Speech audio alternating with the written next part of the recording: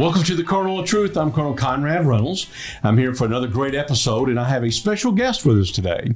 His name is Dr. Doug Jones, and he's a professor from the University of Iowa, and he is a computer scientist. He's been there since 1980, and he's probably one of the smartest people for election security in the entire country. And we're really pleased to have Dr. Jones here. Dr. Jones, welcome. Well, hello. And so can you tell us why you're here in Arkansas today? Well, there was a hearing before the court about the permissibility of ballots with barcodes on them. Barcodes, and probably one of the reasons that you're here, of course, I already know why he's here because we invited him, but because he's one of the experts, as I said before, and I'm going to hold up his book called Broken Ballots. Will your vote count? He's the author of this book. It's a scholarly work, and it has all types of great information in it. But we wanted him here for the court case that we had today, and it didn't turn out quite like we thought. What do you think, Dr. Jones? What do you think? Well, when the judge makes his decision before he hears any witnesses except for one, you sort of feel disappointed. Yeah, I kind of felt like today was a big disappointment. We brought in yourself and Dr. Philip Stark out of the University of California in Berkeley to be our expert witnesses, and we never even got to you. The judge had already made up his mind that he was going to say that the current system that we have is good enough, and we can appeal to the Supreme Court. But I would like your opinion on some of the things that you heard today. Could you give our audience just a flavor, and we got plenty of time, about what you heard and what you saw and what your feeling is on that? Well, the only witness who spoke to both sides was the state election director, I believe. Yeah, Daniel Schultz. Right, mm-hmm. And he gave what I concluded was a fairly honest description of the machine as it is. The judge seemed to understand the point being made by the plaintiffs, which is that people have a hard time reading barcodes if we have any hope of reading them at all. And and then he concluded that under Arkansas law that was okay. And at the very end, he reached the conclusion, at the very end, he seemed to make a ruling from the bench that the ballot really doesn't exist until it has been marked by the ballot marking device, and that everything that happens prior to that point is not covered really by the law, and that the voter can't read the barcodes on the ballot, but the voter can read the text at the bottom of the ballot, and that's enough, because even though the machine only counts the barcodes at the top of the ballot, and below that you have text that you can read, that it's okay. Apparently, the legislature is not requiring that we be able to verify the entire ballot, but only the text at the bottom is good enough. And I think he's left himself open to an appeal there. Right.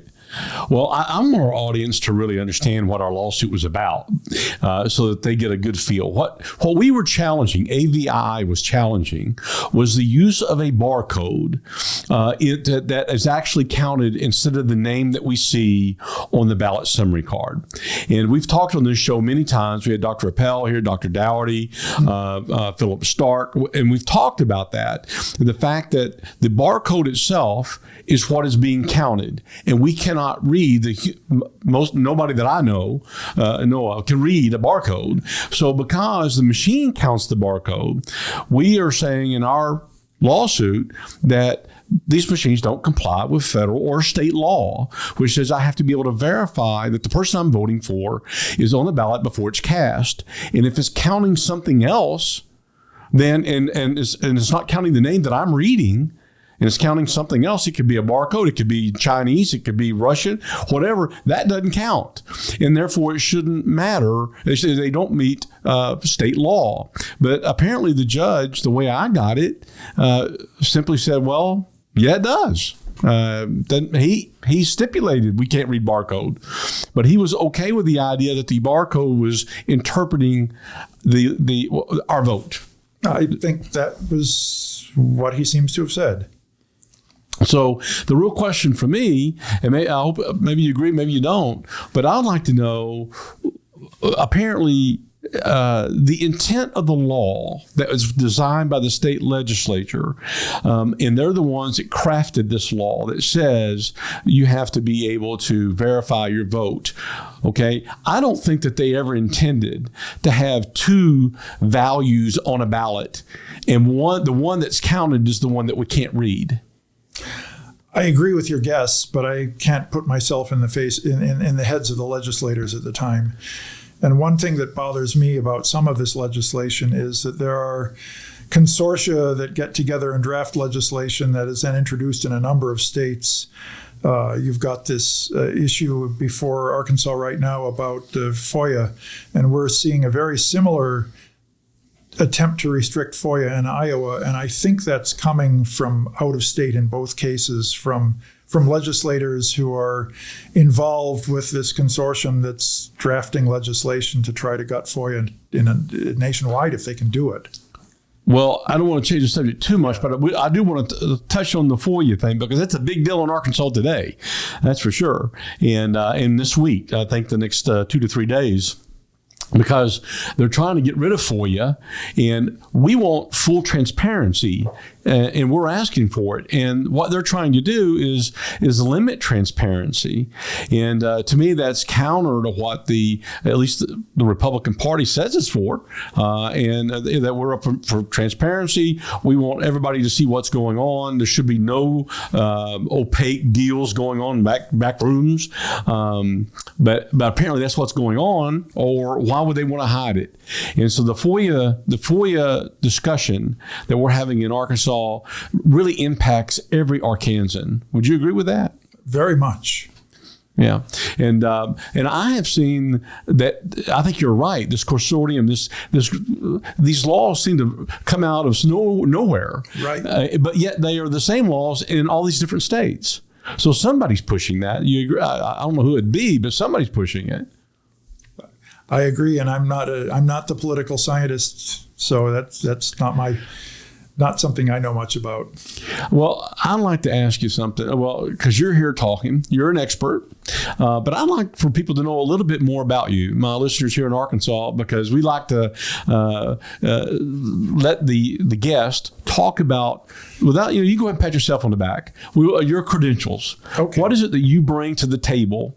What have you done that makes you an expert where somebody else wouldn't be? So I've been teaching computer science at the University of Iowa since 1980. And in 1994, the Secretary of State in Iowa put out a call for volunteers to serve on the State Board of Examiners for voting machines. And because the board had been newly reconstituted, one of the requirements was that one of the examiners for voting machines had to know something about computers, because all the new voting machines have computers in them. So I looked at that and I thought that'd be a thankless job. Why would I want to be involved with something like that? But I eventually realized that if no one volunteered, that would be sort of a black eye for the profession. So I volunteered, and it turned out I was the only volunteer statewide. So I was appointed, and I served for a decade under both Democratic and Republican secretaries of state. And for the first 5 years, it was 2 days a year plus a stack of documentation that would take me a couple weeks to read. But by 2000, I was beginning to get disappointed in the way we were certifying voting machines, and I started complaining publicly. And on election night 2000, I wrote what would now be considered a blog post, but the word blog was not yet popular. Wrote a blog post saying, as chairman of the State Board of Examiners for voting machines, it's an appropriate time to talk about how our elections work. and how and things we might be able to do better in the way we regulate our voting equipment. I didn't know that Florida 2000 was on the eve of happening. And the hanging Chad fiasco. The hanging Chad fiasco, right. Well, it turns out that wasn't the whole story, and the media never really drilled very far deep into that. It was so easy to go for the low-hanging fruit of the easy-to-tell story about obsolete punch card voting equipment. But there was a lot more to the Florida story than that. Mm-hmm. I got a phone call 2 weeks after the election saying, would you please come testify before the United States Commission on Civil Rights and explain what happened in Florida? And they asked, I ended up testifying right after Jeb Bush and correcting the errors that he'd made in his testimony. But he struck me as a pretty smart guy. And basically, elections took over my life at that point. I'd never really understood this business about a calling, but I haven't had any real choice in the matter since then to be involved in elections. So in the years that followed, I got involved in looking at an early draft of the Help America Vote Act. I got involved in working with the Federal Election Commission on the revision of what were then called voting system standards. As the standards process moved to the Election Assistance Commission, which was created by the Help America Vote Act, I started dealing with the Election Assistance Commission. I was eventually appointed to their Technical Guidelines Development Committee that actually drafts the voting system standards. Voluntary voting system guidelines. Didn't change their role. It's just a matter of changing the name because of the anti-regulation faction that's involved in Congress. So they are standards for all practical purposes. Okay. And I ended up getting a National Science Foundation grant to explore voting system integrity. I did experiments on human factors in voting systems. I've been involved in international election observation in Holland and Kazakhstan, which were really interesting. Oh, I can imagine. So elections have pretty much taken over. I did write this book, which has already been plugged, Broken Ballots. We can plug it again. You can plug it again because it's a great book. It's a really good book. If you want to know something about elections. Incidentally, that voting machine on the cover is a photo I took in the head of elections office in Miami-Dade County while Hurricane Charlie was blowing by. Wow. So the green sky in the background is Hurricane Charlie's very humid, very hot, very windy weather. That's why the flag is so unfurled. Wow. Okay. That's great. I'm glad that you filled us in on that one. Well, good deal. Well, I think that you've established the fact that you're an expert. And we're going to take a quick break. And when we come back, I want to talk about HAVA, Help America Vote Act, what your participation is in it, and talk a little bit about the EAC. Okay. So we'll be right back. This is Colonel Conrad Reynolds with the Kernel of Truth, right here with our special guest, Professor Doug Jones. Welcome back to the Kernel of Truth. I'm Colonel Conrad Reynolds here with our special guest today, Professor Doug Jones. And we were just talking about the history about our voting system that we have. How did we get to where we're at today, or at least up to 2000? And Dr. Jones has a unique perspective because he's written about it to talk about what's happened in America. So, Dr. Jones, can you give our audience just kind of an overview of our voting process, some of the problems, some of the neat stories that you have in your book up until 2000? Well, you have to go all the way back to the 19th century to find the dawn of using machinery to count votes. The original proposals were a radical British group called the Chartists, who were proponents of what they called the Working Men's Charter. And the Chartists wanted universal suffrage. They wanted every man to be able to vote. And so they proposed reforms.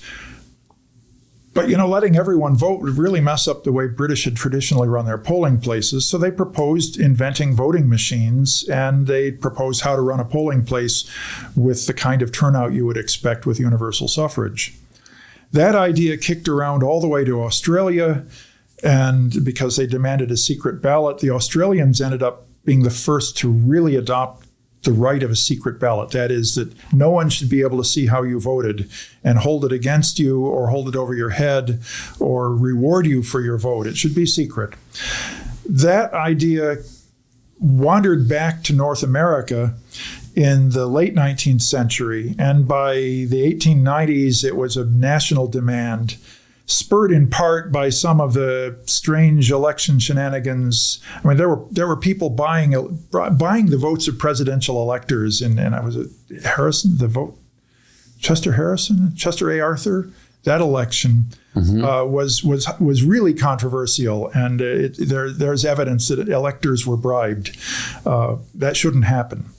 But in any case, by the 1890s, there was this demand for reform.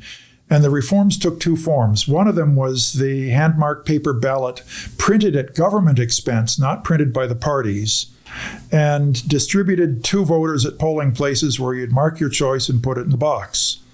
And the other invention from the same time period was voting machines. And one of the guys who invented player pianos also invented a voting machine where votes were recorded on a player piano roll and then mechanically tabulated using pneumatic mechanisms, very much like the pumps and tubing and bellows inside a player piano. This guy in New York invented the mechanical lever voting machine where you pull down the levers to vote for your candidates, and then you have the great big lever that you do that to open the curtain and also cast your vote.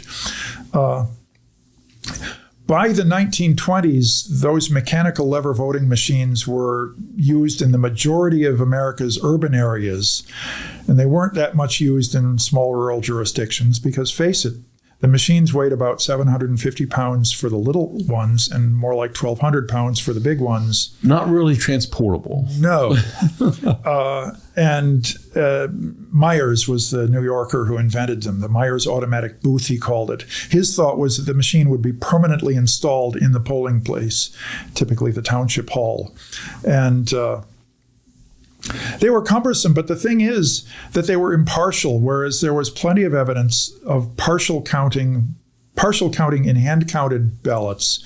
By the game became one of trying to disqualify as many ballots as possible. So if you were the Republicans, you'd be trying to disqualify Democratic ballots, and if you were Democrats, you'd be trying to disqualify Republican ballots, each of you looking for smaller and smaller technicalities on which you could disqualify it. I mean, so the intersection of the X has to be inside the box where you're supposed to mark your vote. If that intersection is just outside the box, that's an invalid vote if it's for your opponent. Whereas if it's for your party, you do everything you can to convince the other guy that, hey, this is an honest vote. So there are stories of 20, 30% of the ballots in some jurisdictions being rejected on technicalities like that. Wow. And winners in elections were being determined by who you could disqualify, not by who you could vote for. That's why the good government groups of the early 20th century demanded voting machines.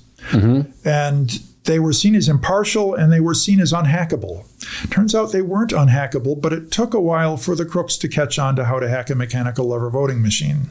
There are tricks like breaking off a piece of pencil lead in the gears. By the end of the election, enough votes had been cast to break that pencil lead into dust. The recommended lubricant in the machines was graphite powder, so there was no evidence that a pencil had been broken off there. And meanwhile, that gear had been jammed for the first 20 or 30 voters. Great tricks like that. There were tricks with rubber bands. And so they weren't as unhackable as people thought. They're so massively physical, levers and big levers, and that gave people a tremendous amount of confidence that I'm not sure was justified.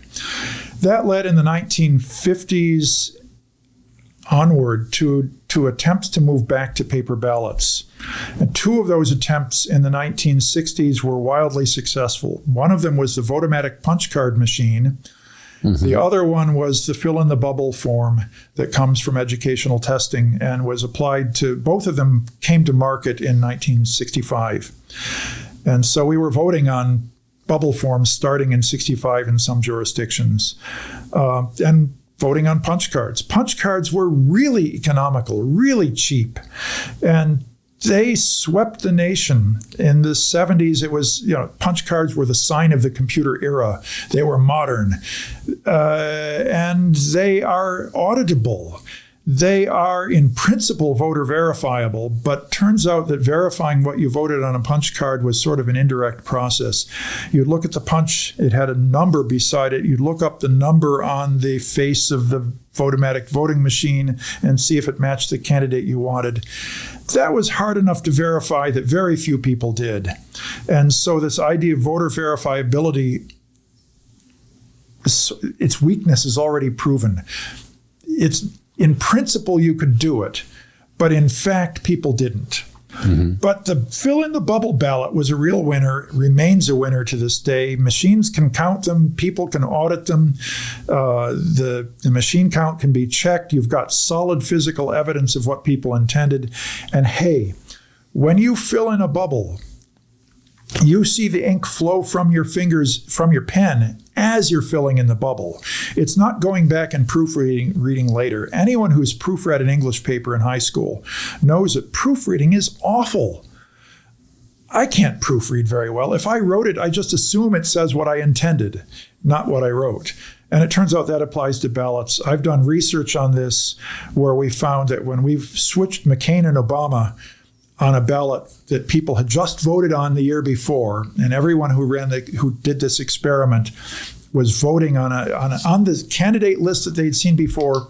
If we made the machine cheat and switched McCain and Obama, 30% of the voters didn't miss, and those are top of the ballot names with huge name recognition at the time that those ballots were counted. Well, I want to talk to you about that because that is important. I'd like to, because I think voter intent is probably one of the most important things that we have to get right in elections. And so, but I know you're not finished, but we've only got like 20 some seconds. So let's go ahead and go to a break, and then we'll come back, and I want you to finish up a little bit how we got to 2020 or to the year 2000.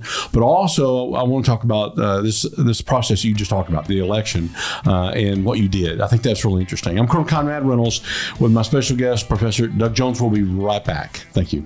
Welcome back to the Kernel of Truth. I'm Colonel Conrad Reynolds, your host. I'm here with my special guest, Professor Doug Jones, computer scientist extraordinaire out of the University of Iowa. We're so thankful that he's here. But he was just telling us in the last break, or the last segment, we were talking about how we got to where we're at today, or up to the year 2000, and the new era of machines. And he was telling us some history. And you were talking about the punch cards of the 1960s and 70s. Can you start there and bring us all the way up to 2000?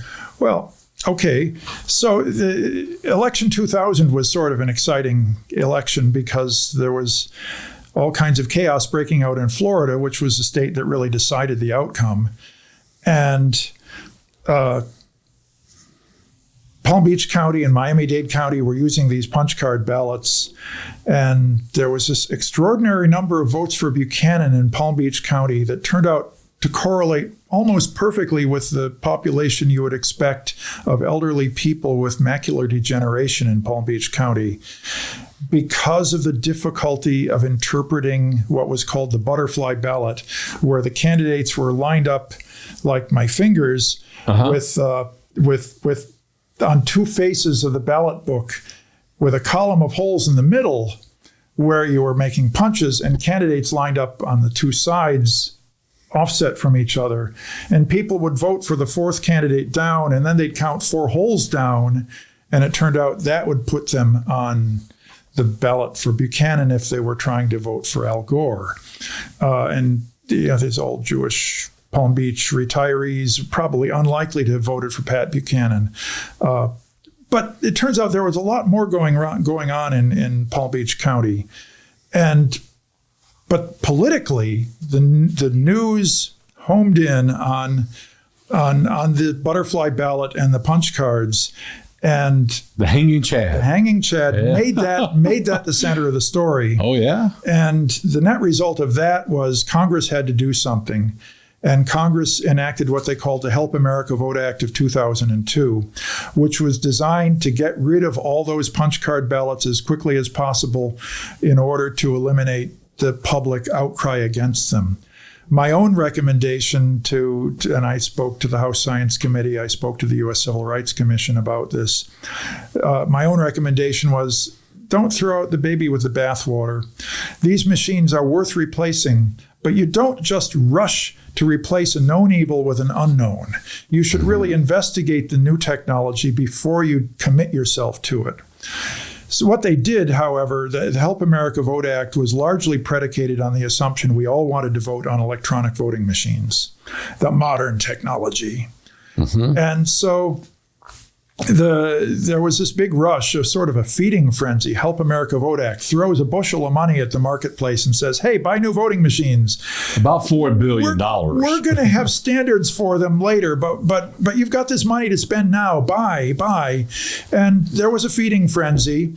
A small voting machine company called iMark Voting Systems didn't have enough money, so iMark became Global Election Systems. They still didn't have enough money, so Diebold bought them, a company with big, deep pockets, and rushed to market with this machine that iMark had originally designed. And it turned out to be a sort of a crummy design in some ways. But Diebold Corporation got a black eye from this. And but other companies, Election Systems and Software, was big enough and stable enough and well enough funded to ride the wave and sell a lot of direct recording electronic voting machines.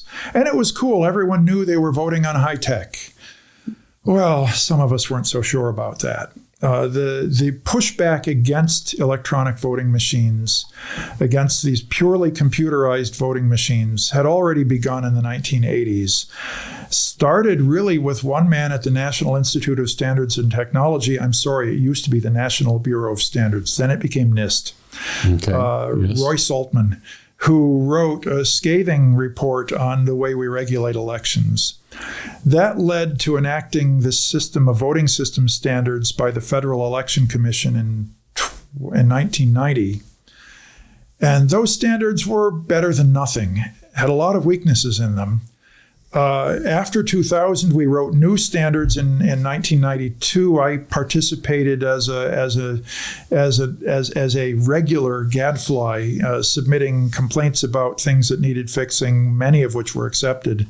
In producing the 2002 revision, the Election Assistance Commission came out with a mild rewrite in 2005, and that's the one to which the equipment currently being used is still being certified.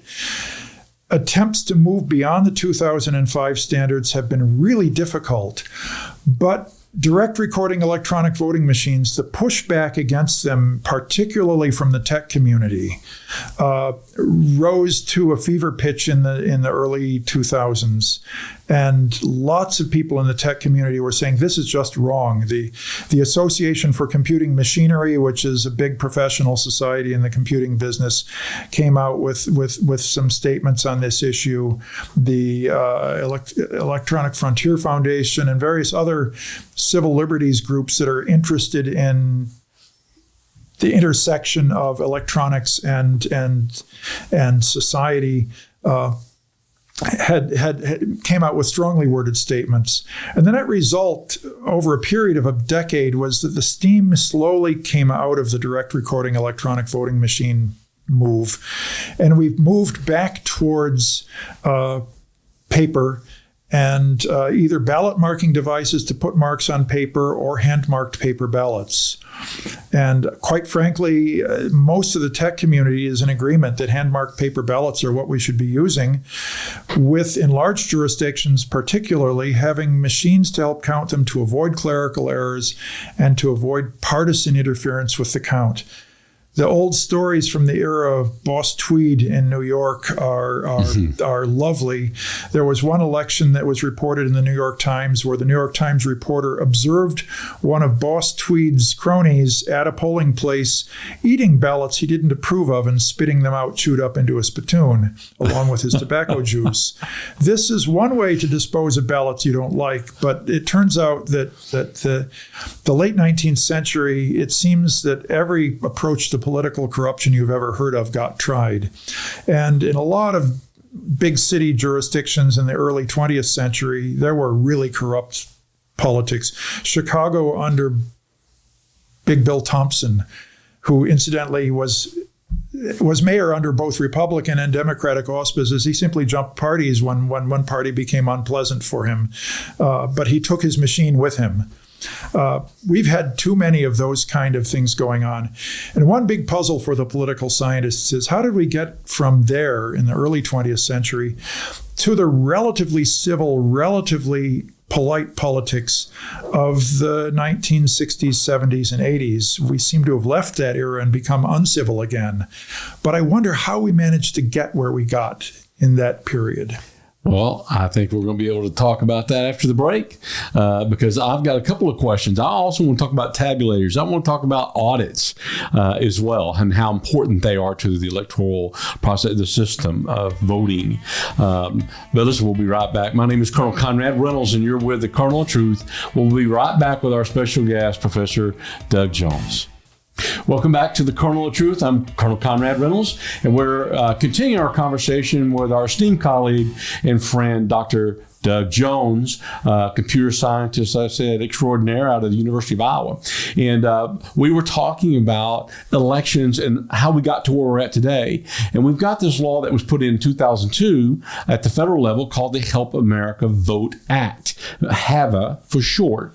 Dr. Jones, can you explain to our audience in simplest of terms what that is and how does it impact our elections? So I think a lot of the congressmen and senators who voted for HAVA thought of it primarily as a way to spend a bunch of money to help the states update their election technology and bring them into the 21st century. HAVA created this pot of money, and then it said that equipment purchased with this pot of money should conform to the available voting system standards. And it said, and until we come out with new standards, you should use the Federal Election Commission standards, but that the newly created Election Assistance Commission should take over the standards process and produce what they call voluntary voting system guidelines, and that was to meet anti-regulation politics, calling them guidelines. But the fact is, the majority of the states have written conformity into the with the voting system guidelines into state law as mandatory. So Arkansas, for example, requires that machines conform to the voluntary voting system guidelines. What's voluntary about that? There are standards. And it's not politically acceptable to call them standards, but they're standards. So in any case, the VVSG process, the Voluntary Voting Systems Guidelines process, took a lot more time than anyone expected who passed this law. Most of the money had been spent before any revisions to the Federal Election Commission standards were done. But the standards, even under the Federal Election Commission, required that all new voting equipment be put before a voting system testing laboratory. They used to be called independent testing authorities, but it's really the same idea. The voting system testing laboratories run a battery of tests on the machines. They're extremely good at what we call shake and bake tests. The machine should be able to survive being trucked to a polling place, dumped off the back of the truck at the polling place, used for a day in the election, loaded back on the truck, and then trucked to a warehouse and dumped off the back of the truck again at the warehouse without breaking. Gosh, wouldn't it be nice if the machines actually worked when you delivered them to the polling place? And those tests they also, that's the shaking part, dumping off the back of the truck. A lot of warehouses have poor environmental control, so they do the baking tests. They see how the machines survive being baked and frozen. These are excellent tests, and I'm glad they do them. Without them, we'd be a lot worse off. They also require all of the custom software for the voting equipment to be line by line inspected, although much of that inspection is done with semi-automatic tools these days. But nonetheless, someone who isn't the programmer, someone who isn't the vendor has read over that code and figured out and looked at it and found any anomalies they find. And they find anomalies. They report bugs back to the vendor. The vendors fix the bugs. And the testing for any new machine, they call it a campaign because it involves all this back and forth. It's like a military campaign, except it's a campaign of the voting system testers on the one hand trying to break and the vendor trying to fix. They also read all the manuals and actually try to use the manuals to run the machines without the vendor helping. And by doing that, they do huge debugging in the manuals. They find discrepancies between what the manual says and what the machine does. We need this testing. It's something which I think is indispensable. The problem is right now that a lot of election officials use this as cover. They say, well, the machine is approved by the voluntary voting system guidelines. It's certified to meet those guidelines by a voting system testing laboratory. And therefore, we have no reason to complain about this machine, and you shouldn't challenge us on the appropriateness of this machine. And that's where I think people are making a mistake, because the standards put forth by the EAC are not the strongest possible standards. They're better than no standards. I'd rather have machines that meet these standards than that fail to meet them. But we could do better. And we've known that I've known this since the 1990s when I started criticizing the standards. And there's still a lot of holes in the standards. Some of those holes are written in by the legislation. For example, there's a wonderful chunk of the Help America Vote Act on the accuracy of voting machines. And it says voting machines shall be held to the following accuracy standards, where it talks about incredible accuracy requirements. And then it says, as sort of an aside, that the accuracy that no action of the voter shall be counted against the accuracy standards. So that means the accuracy standards really don't apply to how the voters vote on the machine. They only apply, for example, if you're counting bubbles on an optical mark form, they apply to the distinction between a perfectly marked bubble as marked by the vendor to the vendor's specs versus a perfectly unmarked bubble unsullied by fingerprints and smudges and all the things that happen to pieces of paper in the real world. Quite frankly, I think most optical scan machines are pretty good at counting what voters really intend. In the Minnesota statewide gubernatorial recount, they had a 0.1% discrepancy rate between statewide, how people voted, and it's for the Minnesota senatorial recount, statewide between how people voted as counted by the machines and how people voted as counted by human examiners. That's really good. But to have standards that say that we shall not count any action of the voter against the accuracy standards means that the standards can't take into account how people respond to the ballot. Mm-hmm. The standards have to be in terms of what percentage of the bubble is filled in or other objective standards. And you can't ask, what fraction of voters, when presented with this ballot, succeed in expressing their intent? And face it, governments have been designing badly designed, hard-to-fill-out forms since government forms were invented. Anyone who's done their own taxes knows this. I only wish that every single congressman were required to do their own taxes so that they would understand how bad these forms are. Right. Well, I hear what you're saying. And I listened to what the judge said today in the court, in the hearing today, and he wouldn't even let you speak. He wouldn't even let you give your observation on what's going on with the HAVA and how it impacts our elections, particularly here in Arkansas when we talk about these barcodes. And apparently that's part of the approval process, or is it not? Does HAVA approve barcodes? I don't think HAVA addresses that. The idea of putting barcodes on ballots like that was invented by Texas Instruments in the it was a patent due to Anno. And Anno was a Belgian working with Texas Instruments. They ended up deploying the system in Belgium first. But then it got picked up in the United States by a guy named Sanford Morgenstein in Chicago, who founded a company called Populex, which came out with a ballot marking device, which is essentially identical to the one that's now being sold by Election Systems and Software and used in Arkansas.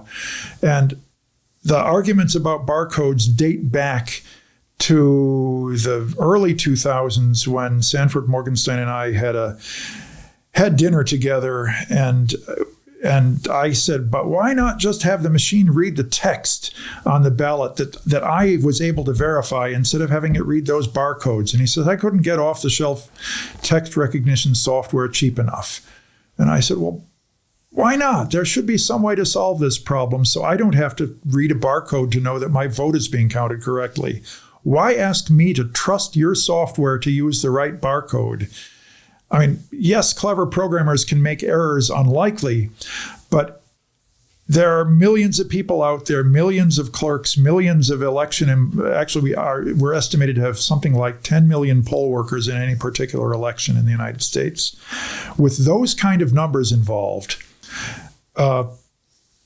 you get the 10,000 monkeys typing Shakespeare phenomena, where honest people making honest mistakes end up causing extraordinary damage. And so anything that some malicious hacker could do by intent, unfortunately, you'll find that with this number of people involved with security, critical jobs in the election, some of them can accidentally do things almost as damaging. And this is why we talk about hackers, but the fact is the real threat in elections is honest, careless error. And they're all over the place. I live in the district in the United States that had the closest congressional election in history. I believe, actually, it was really, really close.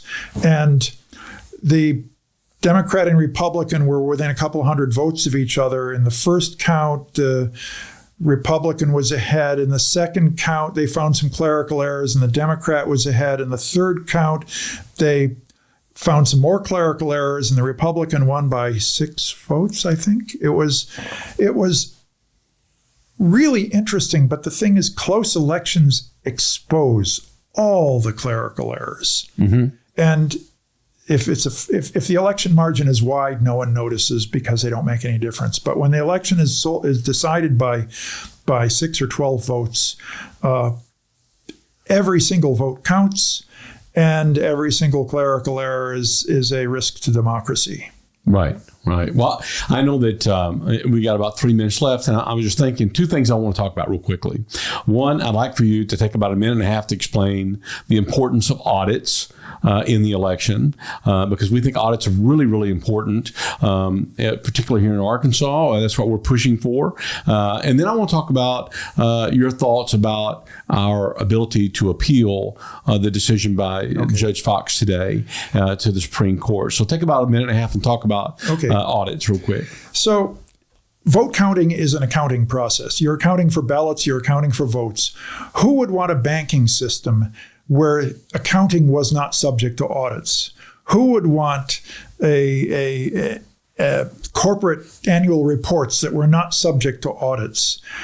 Accounting, whether it's accounting for votes or for dollars, ought to be subject to audits. It ought to be checkable. There ought to be the possibility of an outside agency coming in, looking at the books and looking at the evidence and figuring out that what was done correctly.